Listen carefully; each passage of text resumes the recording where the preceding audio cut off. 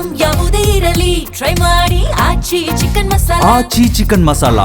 ಮಹಿಳಾ ಮೀಸಲಾತಿ ವಿಚಾರದಲ್ಲಿ ಬಿಜೆಪಿ ಕಾಂಗ್ರೆಸ್ ನಡುವೆ ವಾಗ್ದಾಳಿ ಶುರುವಾಗಿದೆ. ಕಾಂಗ್ರೆಸ್ ಬಿಲ್ಲನ್ನ ವಿರೋಧಿಸುವ ಮೂಲಕ ಇಡೀ ದೇಶದ ಮಹಿಳಾ ಶಕ್ತಿಗೆ ಅಪಮಾನ ಮಾಡಿದೆ ಅಂತ ಬಿಜೆಪಿ ಗಂಭೀರವಾಗಿ ಆರೋಪವನ್ನ ಮಾಡ್ತಾ ಇದೆ. ಹಾಗಾದ್ರೆ ಯಾರೇನ್ ಹೇಳಿದ್ರು ನೋಡೋಣ ಬನ್ನಿ. ಅದೇ ರೀತಿಯಾದಂತಹ ಪ್ರೋಗ್ರೆಸಿವ್ ವಿಚಾರಕ್ಕೆ ದೇಶಕ್ಕೆ ಒಂದು ಸೆಕ್ಷನ್ಗೆ ಒಳ್ಳೇದಾಗಬೇಕಂತ ಬಂದಾಗ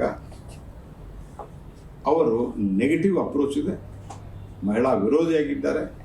ನೆಹರು SC/ST ವಿರೋಧ ಮಾಡಿದರು ರಿಸರ್ವೇಷನ್ ಅನ್ನು. ರಾಜೀವ್ ಗಾಂಧಿ OBC ರಿಸರ್ವೇಷನ್ ವಿರೋಧ ಮಾಡಿದರು. ಕಾಕಾ ಕಾಲೇಲ್ಕರ್ ಕಮಿಟಿ ಎಕ್ಸಿಕ್ಯೂಟಿವ್ ನೆಹರುವಿಂದ ಹಿಡ್ಕೊಂಡು ಯಾರೂ ಮಾಡಲಿಲ್ಲ. ಯಾವ್ಯಾವ ರಾಜ್ಯದಲ್ಲಿ ಇವತ್ತು ಎಷ್ಟು ಸೀಟ್ ಇದೆಯೋ ಅದರ 50% ಸೀಟ್ಗಳು ಜಾಸ್ತಿ ಆಗ್ತವೆ. ಅವಾಗ ಪುರುಷರಿಗೂ ಅನ್ಯಾಯ ಆಗಲ್ಲ, ಮಹಿಳೆಯರಿಗೂ ಅವರ ಅಧಿಕಾರ ಅವರಿಗೆ ಸಿಗುತ್ತೆ. ಇದು ನಮ್ಮ ಅಪೇಕ್ಷೆ ಇರುವಂತದ್ದು. ಖಂಡಿತ ಇದು ಆಗುವಂತೆ ನೋಡ್ಕೋಬೇಕು. ಆದ್ರೆ ದೇಶದ ಜನ ಇವತ್ತು ರಾಹುಲ್ ಗಾಂಧಿ ನೇತೃತ್ವದ ಇಂಡಿ ಅಲಯನ್ಸ್ ಅನ್ನ ಕ್ಷಮಿಸೋದಿಲ್ಲ, ಮಹಿಳೆಯರು ಕ್ಷಮಿಸುವುದಿಲ್ಲ. ದಕ್ಷಿಣ ಭಾರತ ಮತ್ತು ಉತ್ತರ ಭಾರತ ಅನ್ನುವಂತ ಕತೆ ಹೇಳಿಕೊಂಡು ಡಿವೈಡ್ ಮಾಡಿಕೊಂಡು ಪರಸ್ಪರ ಹೊಡೆದಾಡುವ ರೀತಿಯಲ್ಲಿ ಮಾಡಿಕೊಂಡು ಪ್ರಧಾನಮಂತ್ರಿಯವರು ಎಲ್ಲ ಹೇಳಿಕೆಯನ್ನು ಕೊಟ್ಟು ಹೇಳ್ತಾರೆ. ಇದರ ಕ್ರೆಡಿಟ್ ನಿಮಗೆ ಸೇರಲಿ ಅಂತ ನಾನು ಭಾವಿಸ್ತೇನೆ. ಮತ್ತು ಅಮಿತ್ ಶಾ ಅವರು ಹೇಳಿದ್ರು ಇದನ್ನ ಹೆಚ್ಚುವರಿ ಮಾಡಬೇಕಾದ್ರೆ ನಾನು ರೆಡಿ ಇದ್ದೇನೆ ಅಂತ.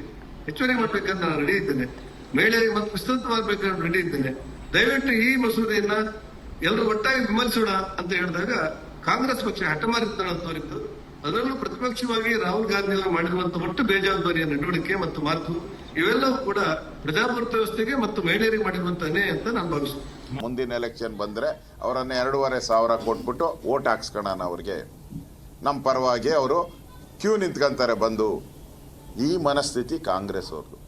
ಫ್ರೀ ಬಸ್ಸು 2,000 ರೂಪಾಯಿ ಕೊಟ್ಬಿಟ್ಟು ಮಹಿಳೆಯರ ಮೀಸಲಾತಿಯನ್ನು ಕಸಿದಂಥ ದ್ರೋಹಿ ಕಾಂಗ್ರೆಸ್, ದ್ರೋಹಿ ಅವರ ಪಾರ್ಟ್ನರ್ಸ್ ಎಲ್ಲ ಇದಾರಲ್ಲ, ತಮಿಳುನಾಡು ಕೇರಳದಲ್ಲಿ, ಇವರೆಲ್ಲ ದ್ರೋಹಿಗಳು. ಇವರು ಮುಂದೆ ನಡೀತಾ ಇದೆಯಲ್ಲ ಚುನಾವಣೆಗಳು ಈ ದೇಶದಲ್ಲಿ, ಬೇರೆ ರಾಜ್ಯ